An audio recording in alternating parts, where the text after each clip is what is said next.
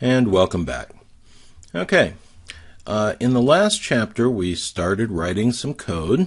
We got some objects to move around on the screen, but we're kind of limited. We just said, okay, we want you to rotate like this and you to move like this, but once we put the parameters in and hit the run button, the system pretty much just ran on its own. And that was fine. It was a start. It got us into scripting. But for games to be games, it kind of requires interactivity for a user to do some sort of input with a keyboard or a mouse or a game controller or a joystick or any number of things, and for the game to respond to those inputs. And we don't have that yet, but we're about to. Now, Unity is a game engine, and one of the things that a game engine kind of does is take a lot of the basic drudge work that you would have to go in and write a lot of code for, and does that for you.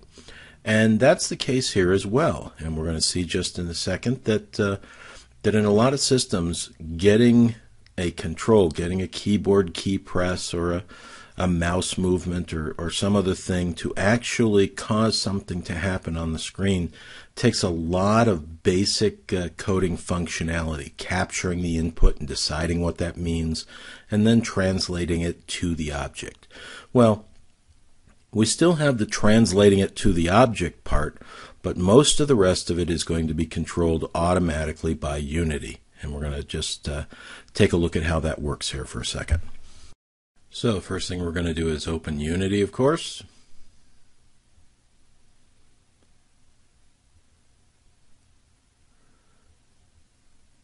And then when it comes up, we're going to come over here to Edit, Project Settings, Input. Just wanted to have you take a look at this. We've got a number of parameters here, and it's horizontal and vertical and 3 different ways to fire. And if you look under horizontal, there's a number of parameters here. So we've got negative button, which says left, and positive button, which is right, an alt positive button, which is D, an alt negative button, which is A.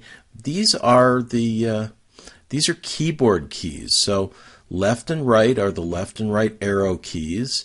A and D are the A and D letter keys. So what it's saying here, the horizontal movement, which is movement or turning to the left and right, actually moving to the left and right, is controlled, is already hardwired by Unity, such that when you push the arrow keys, the left and right arrow keys, or the A and D keys, which are part of the WASD key grouping in the upper left-hand corner of the keyboard, that those actions are wired up to control things moving horizontally. And if you look, it also says axis, x-axis, which is the mouse, x-axis, left and right. So all of that's been wired up already automatically. Now you can go in here and change these, but since they're kind of the default things that game players come to expect, you better have a real good reason before you start doing some non-conventional things with controls. So that's how that goes. You can see there's more here. We can close up horizontal. We can look at some of these others.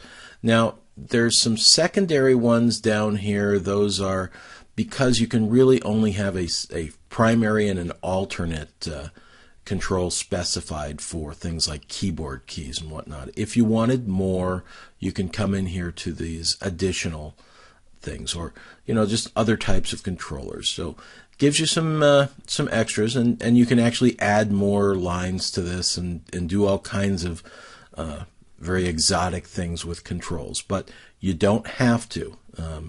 Right from the get-go, the system has wired itself up to, well, it hasn't wired itself up. The Unity system designers have wired it up to work for you the way game users expect. So we can say thank you to them and use it the way it is, and that'll get us a pretty long way down the road. So that's it for here. Just wanted you to see that. We're not going to change anything there. Don't change any of those settings. Just know that they're there, and someday maybe you'll want to go in and revisit that. But it's all wired up, ready to go, and so we'll end this video here, and then we'll start using them.